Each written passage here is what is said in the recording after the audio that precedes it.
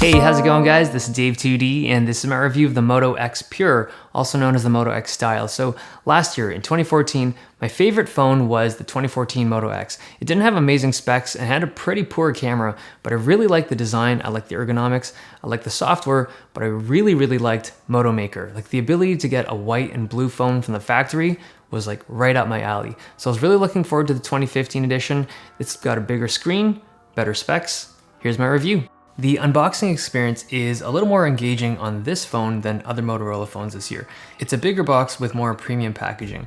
When you open it up, the phone is sitting on the left, and on the right, you get a clear bumper and a turbocharger. Underneath the phone, you get a SIM tool and some pamphlets. And this phone starts at $400 for the 16GB version. Now the design of the phone is distinctly Motorola. So the back has that same textured rubber that Motorola has been using this year.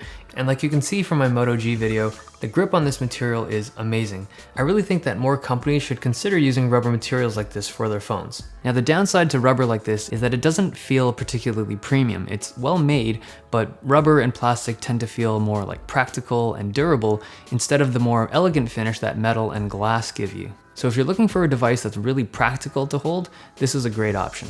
So here we have that Motorola dimple that I've grown to love. It's smaller this year, but it still kind of feels the same when you put your finger in there. And up top, you can see that there's a new camera and flash. The entire phone has that curved back. It's like very Motorola and it feels great. So let's go around this metal frame. On the bottom of the phone, we have a micro USB charging port. On the right side, we have the volume rocker and a textured power button. And up on the top, we have a microphone jack beside the combo SIM card and SD card slot. And on the left side, we have nothing. Okay, 2 years ago, this thing would have been considered way too big, but people want bigger phones these days and Motorola is just paying attention to that trend. So it is big. I don't have big hands, but because of the curved back and the relatively narrow bezels on the side, I can actually hold it pretty comfortably in one hand. I can't use it in one hand comfortably, but I can hold it. It's smaller than the iPhone 6 Plus and it feels similar in size to the Note 5. So it's kind of weird that the iPhone 6 Plus and 6S Plus have a smaller screen and yet they have a bigger footprint. I'm not going to go into details, but Motorola lets you customize the phone pretty extensively on their website, at least in the US. So I did mine in like a Dave 2D theme and it came out pretty nice.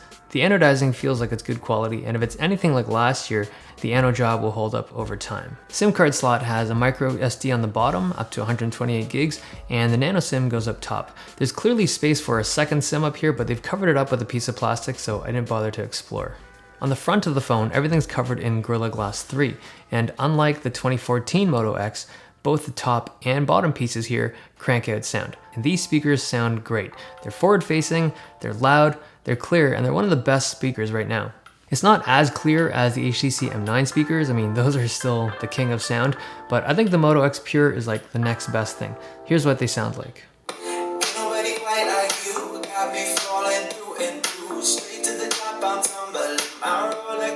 The screen is a 5.7-inch Quad HD IPS screen, so it's an LCD panel. I was a little surprised that they went with LCD because last year's Moto X was an AMOLED, but it's still a really nice screen.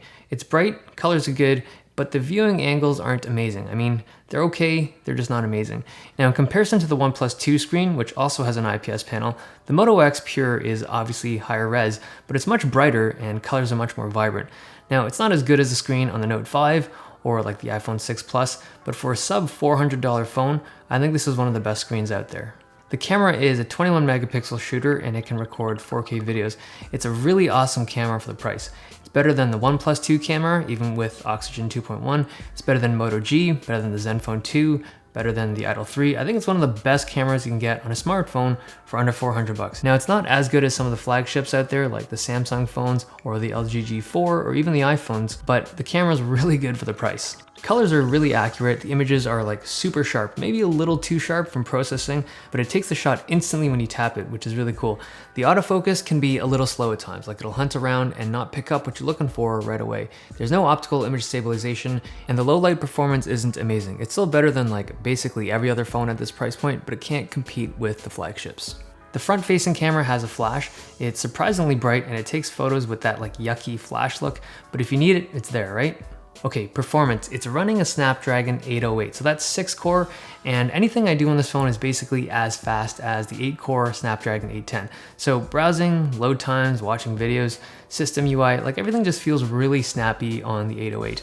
But for some really demanding games like Asphalt 8, you can see there's an occasional stutter, and obviously for benchmarks, the 810 is going to perform better than the 808 if you're into that kind of thing, but I'm really happy with the performance of the 808. It's running Android 5.1.1 with a handful of useful tweaks. There's no bloatware, there's no like intrusive overlays or anything. Now it has your usual Motorola like sprinkling on it. It's got the double chop light, the twist camera, Moto notifications, custom voice commands, like all good stuff. And Motorola is actually really fast with software updates, so you can probably expect Marshmallow pretty soon.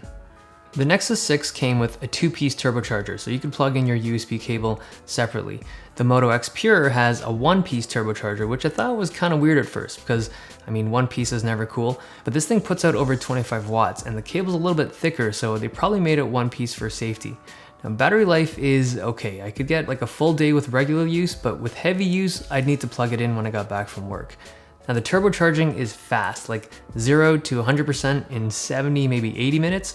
It's really useful. I still wish there was wireless charging, but oh well. Okay, quick recap. It's got a 5.7-inch IPS Quad HD screen. Pretty good screen, I just wish the viewing angles were a little better.